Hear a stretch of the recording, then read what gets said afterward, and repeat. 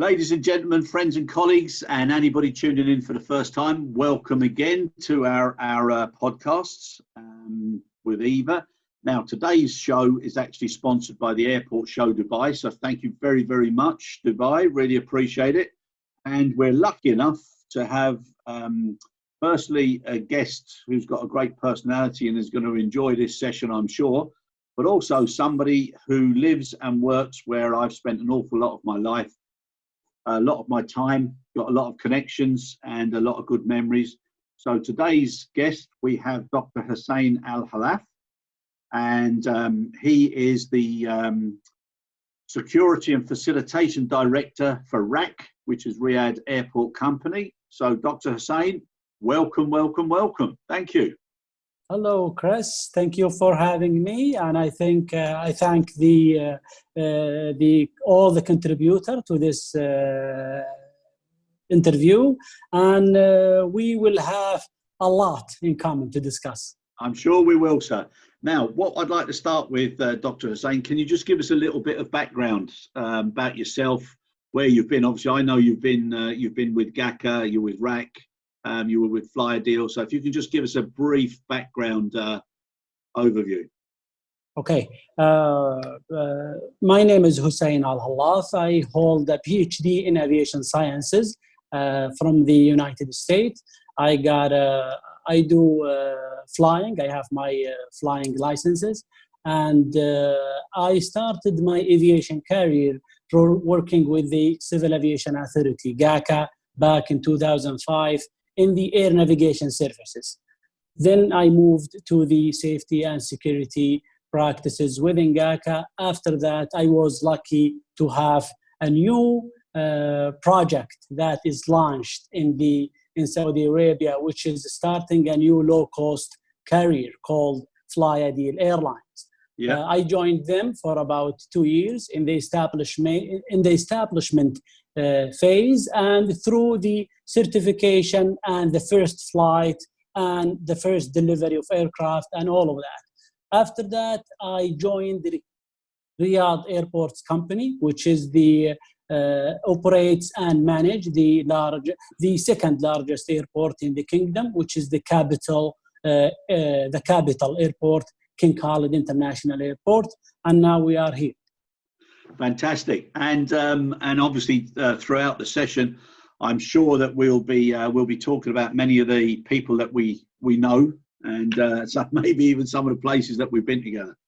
But right, firstly, now important that you spoke about safety and security, and one of the issues that most people who've worked in the aviation industry in the kingdom are familiar with is GACA 151. Which is a set of standards, and it's a good challenging set of standards to make everybody appreciate what their accountabilities and responsibilities are. Now, within GACA 151, there's a section, a lot of areas that refer to safety and some to security, but on the more security-focused platforms like DINAS and also the facilitation program, that would be more in line with probably what you're doing. Would that be correct? Yep, that would be correct. Okay, so can you give us a little bit of an outline on DINAS and the facilitation program? Of course, as you have mentioned, that security and facilitation should go hand in hand, because each one is a completion of the other. So we cannot go in full force security and otherwise go in full force facilitation. So when we discuss the security, the National Civil Aviation Security Program, it is part of the regulation in GACA, and it does regulate how are the security practices across the civil aviation industry in the kingdom is conducted. So we talk about cargo security, we talk about aircraft security, we talk about airport security, we talk about many of the industry regulatory compliance when it comes to security. Of course, the program itself is based on ICAO Annex 17 and document and the document that explains the annex, which is 8973. On the other hand, the facilitation program, which is newly established in the kingdom, which was brought to life, I think, about a year to 2 years now in the kingdom. So that does contribute a lot to the situation we are in here now when it comes to facilitation of goods movement, facilitation of emergency flights movement, when it comes to medical flights movement, and all of that. So I would say each one is a completion of the other, and this is a quick overview of what are those two programs are all about. Very good, very good. And like you said, there are so many different elements. It's like having building blocks or a jigsaw puzzle, where you have the four corners, which you start with, which are the basic principles: safety, security, quality, competence or compliance, etc. And then you've got your other straight edges, which all fit in, which are all parts of these different programs. I agree. Now, you mentioned about the facilitation of goods, medical goods, emergency goods, etc. And obviously, it's a very apt time with this unprecedented virus that the whole world is experiencing. Now, everybody looks at what they're doing themselves and how they're affected. So you're sitting there in lockdown. You've got the full curfew. I'm assuming you've got your permit though to attend meetings or whatever you need to do. But can you just explain a little bit of what it's like there in Saudi?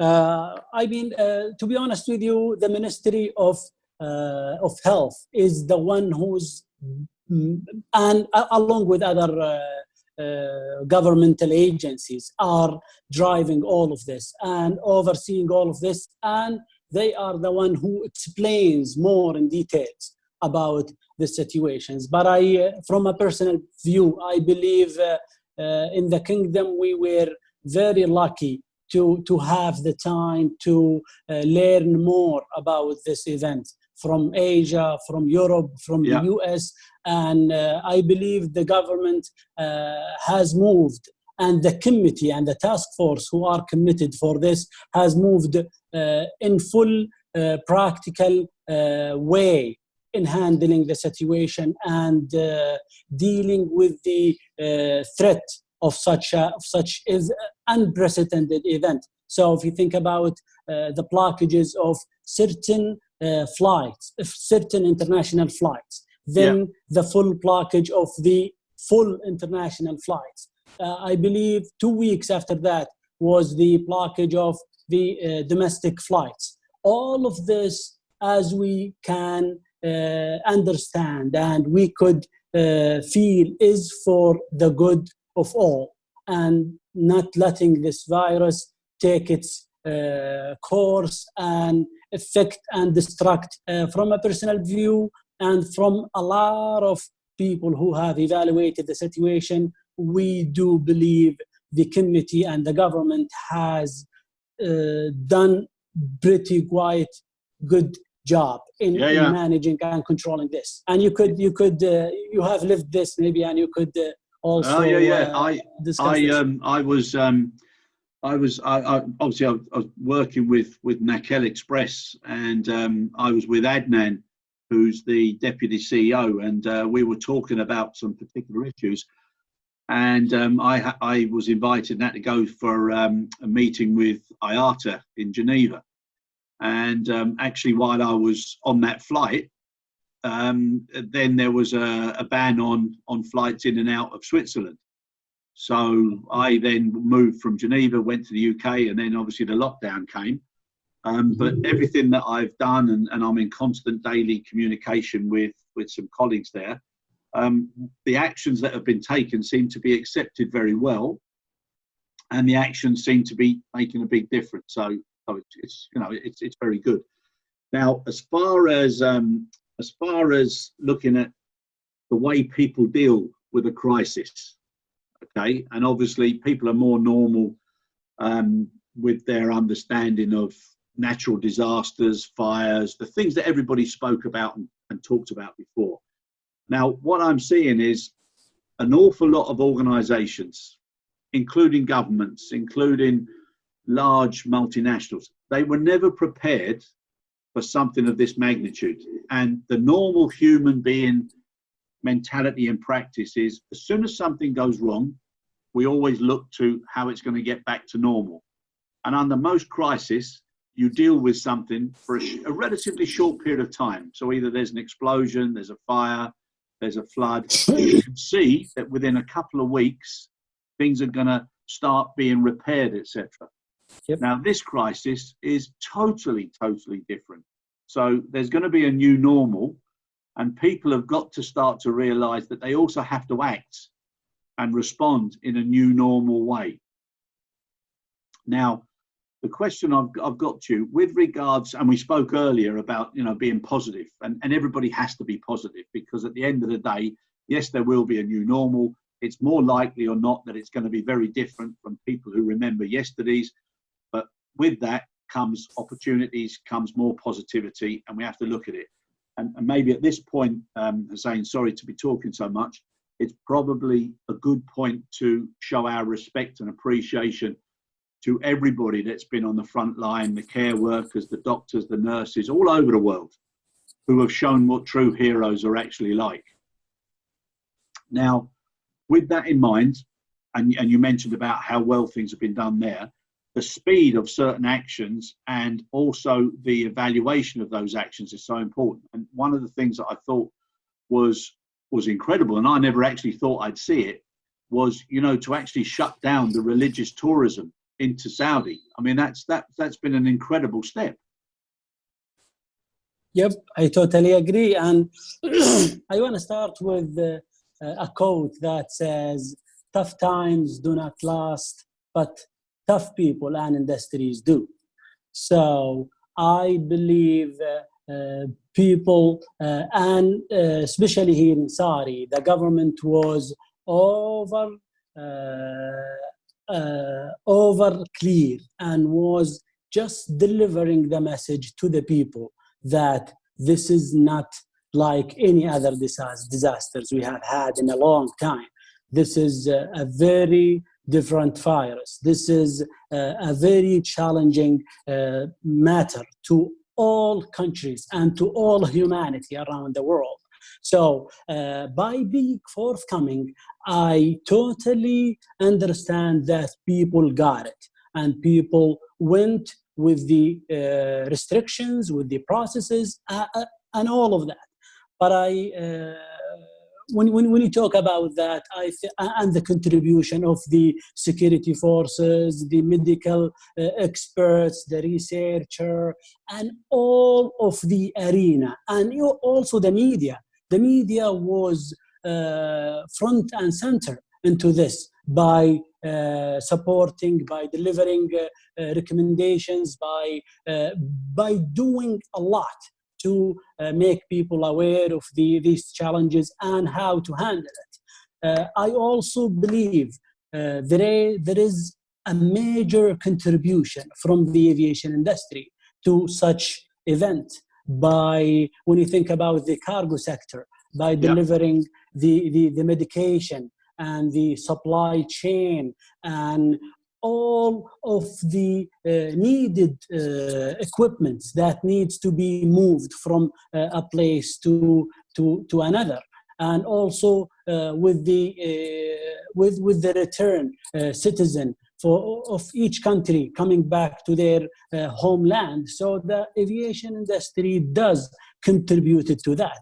And with this crisis in mind, we should think about people. And there is a very clear concept in emergency management and emergency response, which is people understand things could go north, south, things could go wrong. And people will forgive that, will understand that, but they will never forget the way you handle it. Exactly. So if you handle it well, people will praise you, people will support you, people will be, and organizations will be up and center into all of that. So this is the concept, the whole organizations and individuals and communities should think about it. Now we're not in the mode of what's happening or what's going on. No, we actually have data on this coronavirus over the last 4 or 6 months. Now we know how to deal with it. Now I could say every individual has an understanding of this unprecedented event that we are living in. Yeah, and like you said, the whole issue of learning from each other and from learning from different countries and different species, that's one of the things that perhaps people should have taken more seriously. And now you're looking at areas where people don't have enough PPE for the frontline staff. There's obviously a balance between health and protecting life and the economies. So there's lots of different challenges now that have to be taken board. But one of the things I hope, please God, inshallah, is that people and governments will come together more now moving forward. And there'll be less emphasis on single sourcing and cost issues. And now we've seen what the environment is coming back, you know, how things are changing in the environment because of people not driving and all these other issues. So I think some of the challenges and the political exchanges that were going on prior to this will now become more real and more important in everyday life, because this we must never let happen again. That then comes back now to the safety element and hygiene. Okay, and again, you know, so many people when they talk about QHSS and E, the E on the end is, yeah, the environment, we'll deal, we'll whatever. The Q, everybody knows about quality, and they don't want to be bored by it because they're fed up of manuals and documentation and whatever. And then when they talk about health, they just assume that it's, you know, keeping people safe. And then security is basically, you know, stopping the wrong people coming into your premises and making sure everything that should be in your premises doesn't leave in the wrong way. So it's a very basic, and most of the senior management, they never really took a lot of notice of it in all businesses and all industries. Okay, and we're not alone because every country has done the same thing. So now my understanding or my belief is that one of the issues in the new normal will be that everybody must take QHSS&E very, very, very seriously in the future, with a special focus on business continuity and vulnerability, which then leads to agility and sustainability. So those areas have to be addressed now with a much more serious element, because I don't think this is going to be like the financial crisis or some of the other major crises that we've had. And obviously every year in Saudi, you know, we had our own specific flu, which was something to contend with. But people now have to take those risk areas a lot more seriously. You agree? Yes, I totally agree. And I believe from a personal take that the aviation industry has done a lot with this regard. This is why we are the most, the aviation, the air transport in general is the safest, most secure mode of transportation if we think about it. And there are always a saying, which is, if you do not know the value of and the cost reduction of safety, security, quality, and all of those, try the cost of an event or of a disaster or of an event that could hit and just takes everything or wipes everything away. So I believe in the aviation industry in general, we have gone above and beyond, and we still have to do more because our industry is changing, rapidly changing by the hour, by the minute, if you wish. So we gotta be more into that. We have to do more practical processes, more practical procedures. Adding to that, the shifting to more technologies being added to the aviation industry, and those should not be overlooked. They should be discussed. They should be assessed. They should be and all it has to go back to the risk register and the continuity of risk assessment and all of that. And we should ask each other, are we doing it better? Or is there a way of doing it better? Or is there a way someone else has done it better? And that's where we could all heal and we could all make more practical and good decisions around doing our business. 100%. And I'm glad you mentioned the risk register there. I've probably been a pain to so many people in my career, because I always talk about being aware of risk and also having business contingency and continuity in place. And most people see a risk register as something that's that's a barrier or a blocker, or they want to get on, let's make more money, let's get more products and develop this. But if you don't have one eye on that particular understanding of risk register issues and what can happen, then it's such a waste of resource and funds. And before all of this crisis, probably the whole world was having one eye crying and one eye smiling at what was going on in Europe with Brexit and all these issues, and people were dominating the news with this must happen and we need this amount of compensation. Now it's all totally gone, because the one thing on this planet is, if there is such a major threat to health and life, everything stops. That's it. So all the money that was spent on certain investments and certain technology and weaponry and warmongering, all those things, all of a sudden, something like this stops the entire world. And if something like this doesn't make people think differently and make the new normal be something that everybody can be proud of, then there's something definitely wrong. Now, an area that I think is so important as well now is part of the new normal is to release an awful lot of that legacy waste. So time taken on CapEx and certain projects and certain product definitions and trying to compete a little bit higher than your competitors, etc. I think people now need to consolidate more. They need to collaborate more. And depending which sector we're in, we need to grow the cake before we start fighting over the size of the slices. I totally agree. And this is the benefits, if you will, out of such tough times and hardship.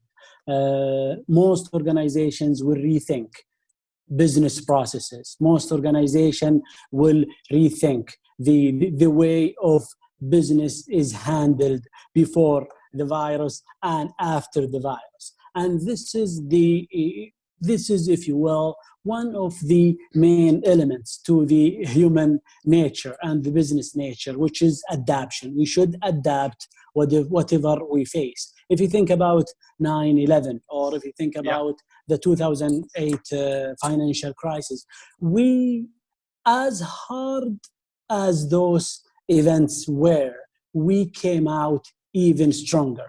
We came out even smarter. We came out even better in doing our businesses and practices. And I personally believe we have all what it takes to come out of this virus and out of this event even smarter in handling such an event. Now we have the experience of handling such a virus. Now we could have more barriers in place to stop such event. Now we could be more vigilant about the cost and the as you said, the fat or the extra waste that organization and businesses and maybe governments are doing now. How did the human nature and businesses lived through such a period. And as I indicated, we will come out stronger, smarter, and doing our businesses quicker and faster. Exactly, and one of the things that I think is quite exciting, or maybe a different word, but challenging, is in the past everybody referred to a previous crisis or a previous event, like we both have just done now, and you get lessons of how to come out of it. But this one is so unique. The lessons that are learned from this should be the catalyst for a totally new way of thinking, irrespective of waiting for the next crisis. And one of the things that I think was taken for granted previously is whether you look at GACA 151, whether you look at any accreditation, whether it's the ISO suite or TAPA, CT-PAT, whatever it is, whether you look at IOSA, ISAGO, all of these particular platforms that are there to help businesses, an awful lot of organizations just go through the motions. So they see it as administrative steps that they have to take, and they do it. And then things like audits, I think it's going to be ever more important now that you don't just do an audit for the sake of doing an audit. And auditors, with no disrespect, are sometimes not the most dynamic or the most supportive. They do an exercise which is basically like a checklist. The level of people and how they're going to help organizations in the future, I think, will also change. But it will change because it's one thing to validate your documentation and validate what people should do and validate what is written in a manual. But the most important thing is to verify that it's actually being done. And I think that step, more than any other now, people are going to have to be trained better to understand what it means. They're going to have a different dimension to their skills base so that they coach and help people understand the benefits. And probably one of the biggest barriers is to overcome the resistance from management teams who are so focused on their P&L and their bottom line that they don't realize how important that particular element will be. Now, I know that all of the programs that you're involved in, it's an important element of what you do, looking after your airport, Riyadh Airport, and coming from GACA as the regulator and now with RAC as the operator, you've got a totally different service level agreement relationship, and it's a big change, huh? It is. And to be honest with you, it has given me and it has broadened the prospect that I work with every day. It has even induced my capability of doing such a business. And if you want to go back to what you have mentioned about auditing, I think auditing means helping.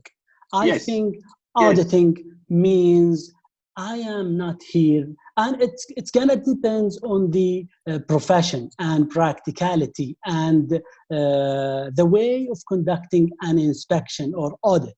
So this has to be there should be an agreement between the auditor and the auditee that, trust me, I am here to help. I am not here to make checklists and major findings, minor findings, and all of that. Not at all. This is for the good of the business. Yep. This is for the good of the reputation. This is for the good of all of us.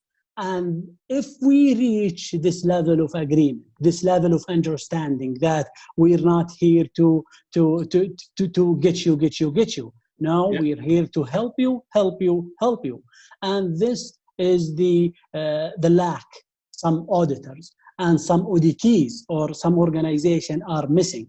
That, trust me, my dear, if I come to your place of work, or if you come to my place of work or to my a private place of mine, you will say, Hussain, I have a recommendation for you. If you do this way, it's going to be better because it has been proven better. And this is the way I have always conducted my business, either in a regulatory body or with an operator body. And if you highlight the risk and the value of such audit by mentioning this is very valuable for us to make things better, to make things look and feel better for all of this. And I want to go back to sometimes that the as you say, the definition of or the management decision and importance of this security, safety, quality. Every organization is different, and luckily enough, in all the organizations that I have worked with, they were taking it very, very, very, very seriously. And this is a message that the people who are responsible for the safety, security, quality, and the compliance element of that should deliver. This is an investment. You are investing more than spending because you are protecting the brand. You are protecting the assets. You are protecting the financial losses. And all of that will come down by delivering such a message. Yep, totally agree. And the person that you never want standing behind you or with their hand on your shoulder is Mr. Hindsight, because everybody is an expert with hindsight. And like you said at the very beginning, if things go wrong and mistakes are made, people will forgive you. But if you act properly and you do something well in a crisis and stay calm and stay focused, they'll never forget you. And I think that's so important. Another thing, Dr. Hussain, is the type of leadership through crisis. And if you look at, like, from governments, from everybody, every single person is going to have the most soul searching of wrap-ups after this particular exercise, whether it's a company, a government, institutions, regulators, whatever it is. And there's going to be new rules and new guidelines.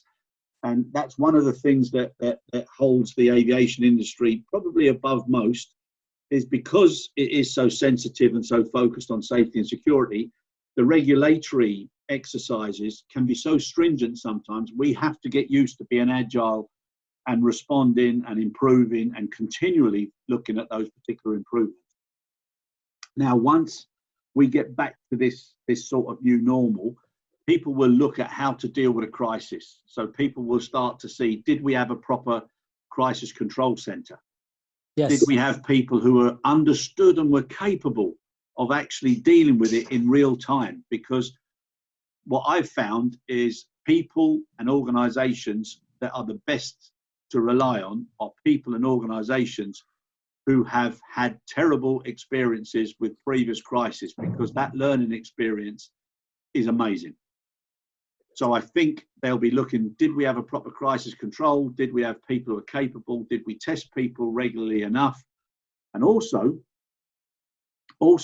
did we train them in a certain way? And all of those things are going to have to be changed again moving forward. And technology, artificial intelligence, certain forecasting and certain triggers to help people be more proactive, that's something that's going to have to take place. And it's not to replace people, but it's to do things that people can't do as well, and then move your people into things where they are more effective. So again, there's going to be a lot of fear coming out the other end of this, because there's a word that nobody knew or nobody took any notice of, which was furlough, before going into this particular crisis. And I think the anxiety levels of people when they come back is going to be something that we're going to have to contend with. I totally agree. As we mentioned earlier, the comeback after 9/11 and the economy and the 2008 crisis was stronger, was smarter, was done very well. And I trust the industry, the aviation industry, and other industries will follow the same pattern. After 9/11, there were more of a security measures that were implemented, more of research was done on security measures, more investment were made into security measures. As you could imagine, there will be a lot invested into this health, sanitization, testing people, self-control. So those are going to take place on a higher scale rather than it used to be, which is very normal, because one thing you want to have is the consumer confidence. I want to have the confidence in the airport's facility, in the aircraft, in the airports that I'm heading to, that they actually have had measures in place that will guarantee my safety and my well-being as a human, me, my family, and the rest of the humanity. So I think one thing is to make sure that the aviation industry is delivering is consumer confidence by showing the individuals and our beloved passenger that we did more than what was required to make sure that you and your beloved ones go through our airports and our airlines safely and with a smile, for sure. So there are going to be lots of measures included coming to sanitization, cleaning, lots of measures regarding health and all of that. So that's to be expected, and it's going to take its cycle until it reach a very confident level. Yeah, one of the challenges that thinking about it when we were talking earlier, one of the challenges for Saudi, which is going to be an immense logistical and consideration, is the opening up of the religious tourism. Because obviously, you know, from a Muslim perspective, everybody wants to come to Saudi, everybody wants to go to the holy cities, etc. And it's almost part of what's expected of them. But they're going to be coming from countries that may be in a different stage of the crisis, and so there's going to be a huge amount of focus that will go into that exercise. Of course, I would anticipate so, and I believe the government has the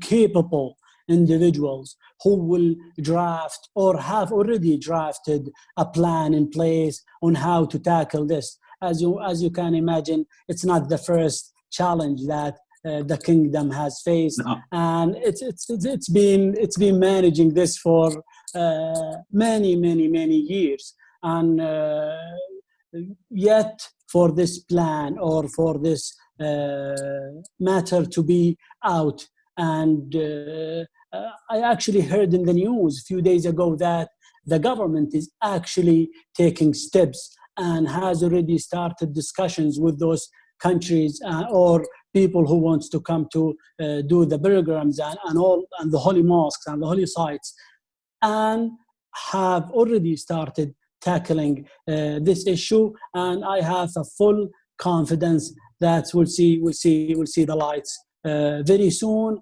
And it's gonna come down to one basic thing, which is the safety and well-being of all. Because no one, in my humble opinion, wants to be adding fuel to the fire or making this virus more of a challenge rather than containing it and fighting it. And this is the idea I think is going to take place. Yeah, no, 100%. And like I said, the reason I use that example is because most people in most countries wouldn't appreciate the logistics that goes into that exercise, and also the controls that are necessary bringing that amount of people in and out of a country.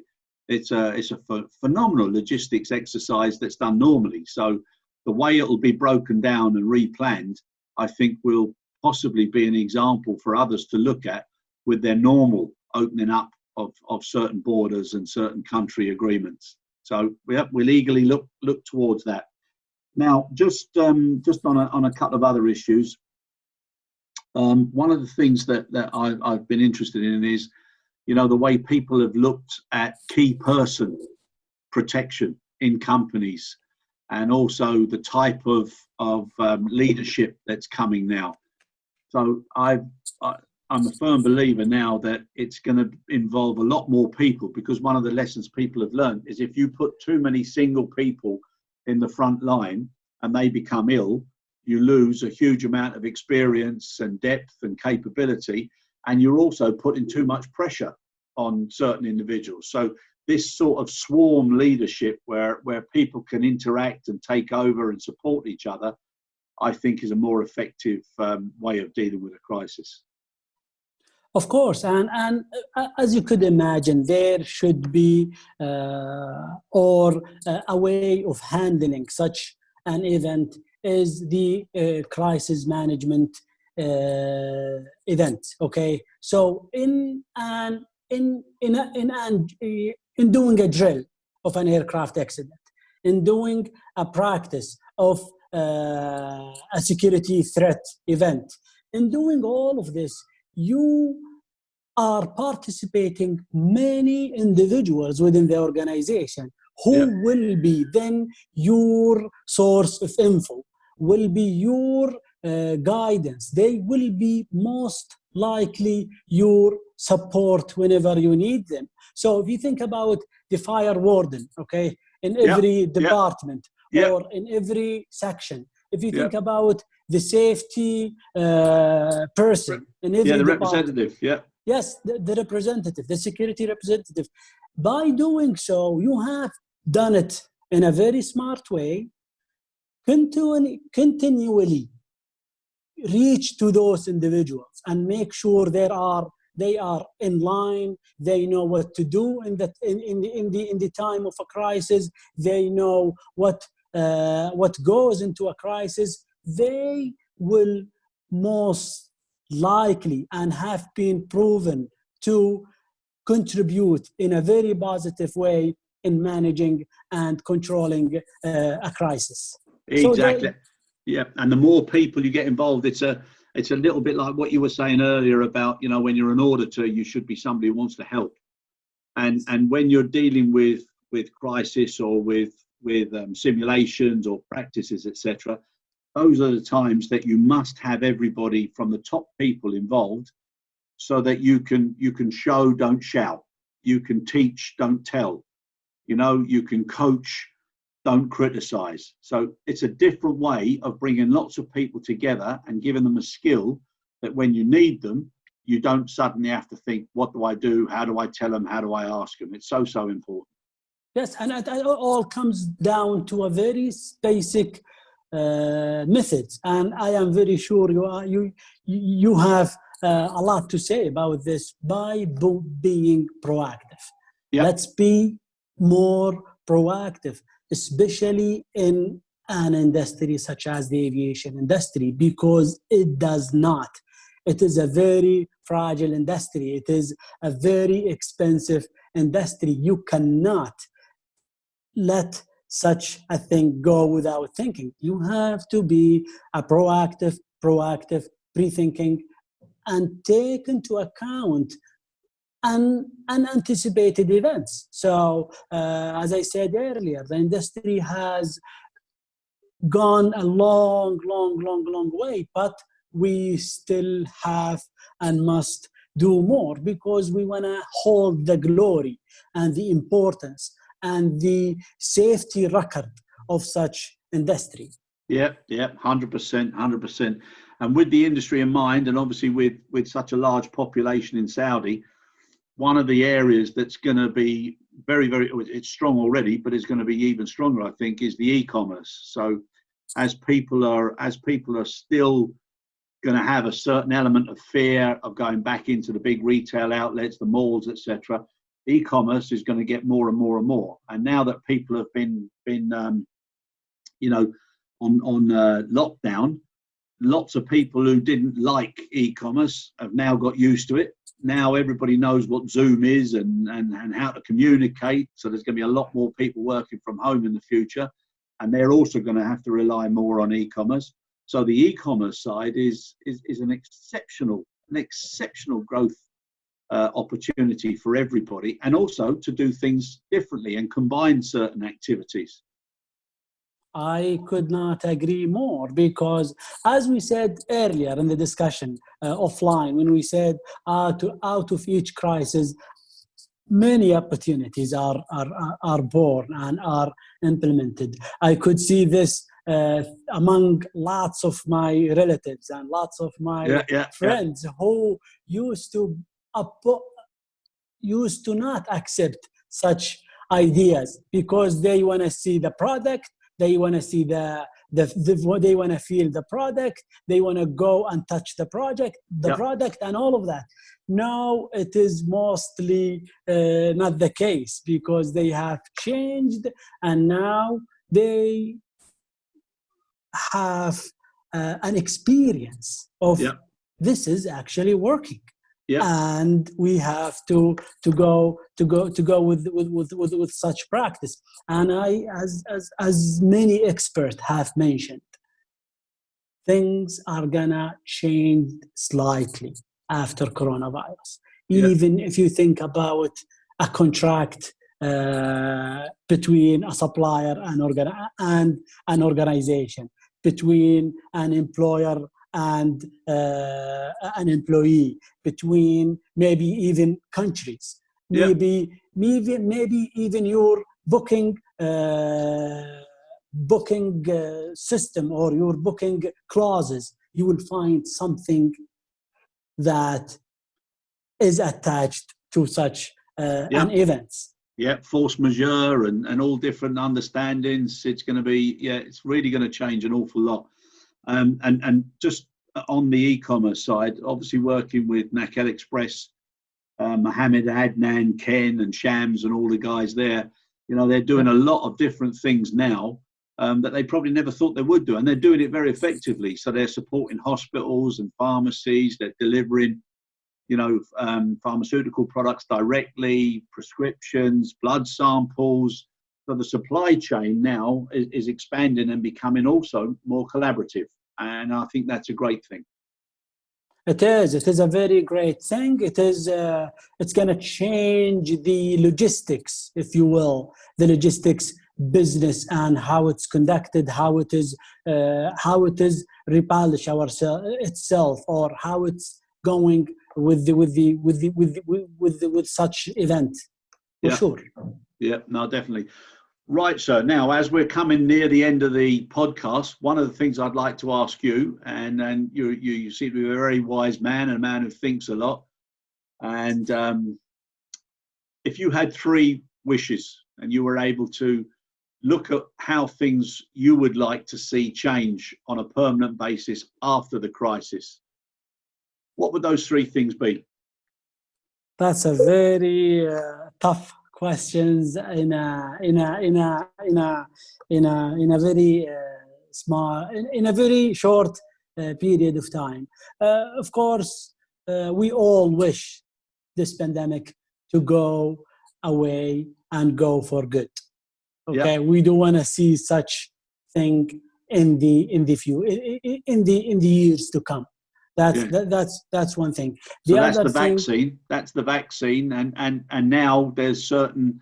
I believe there's some vaccines are going to be starting on human beings this week. So that's good to hear. Incredible what the scientists are doing. Incredible, and pharmacists. There is a massive work done by the research scientists and the medical experts, and there is no doubt they will reach a solution with the help of God.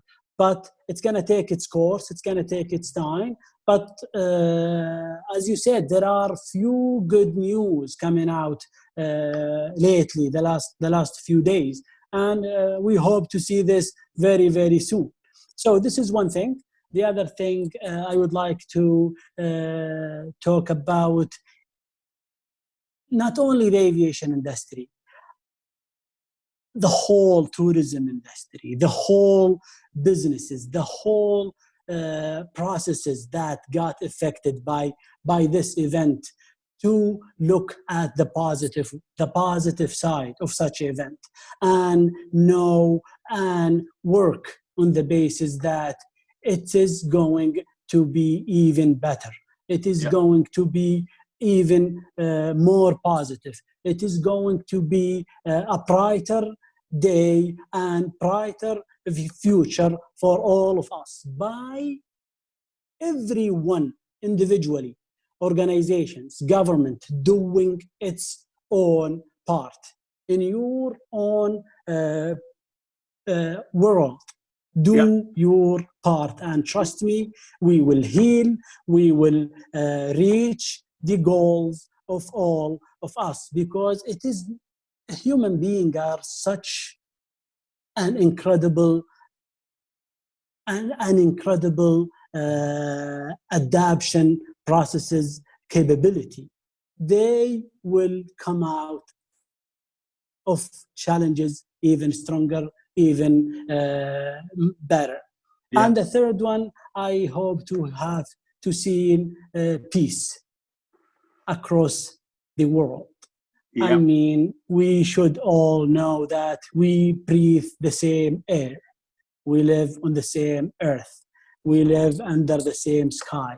We share the same characteristics. We share the same values. And we should care for one another on an individual basis, on an organizational basis, on an governmental basis.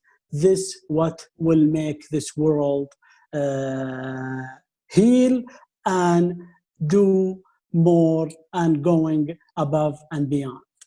Totally. Very, very well put. And that one word you use there, care. I know there's some people, whether they be in Sal or whether they be in Nakel, they'll be saying, oh my God, he's using that word again. But care is a word that people throw away too easily. But when you look at what it means, and when you see now what people have done, caring for the people that are sick, you know, looking after the people that are dying, God rest them, that word is so important. And moving forward, the acronym I always have is, you know, consider all responsibilities everywhere. And if people do that all the time, whatever they're doing, then things will be much better. And always remember, you need other people, because another acronym of care is, can anyone remember everything? No, they can't. So we need each other. We need to look after each other, and we need to look after this precious world that we're all living on. So please God, inshallah, everything will go well. Same here, and I could not agree more with what you said. Okay, so Hussain, it's a great pleasure. When I do get back to Riyadh, I'll definitely look you up. We'll have to go out for a meal or something. And I wish you great success. I've always been impressed with what GACA are doing, and the way the split with RAC now, and what you're doing as an airport operator. So, you know, well done. Continued success. Look forward to dealing with you further in the future. And I hope everything goes well for you and your family now in the next few weeks and months, and we see what the new normal will bring.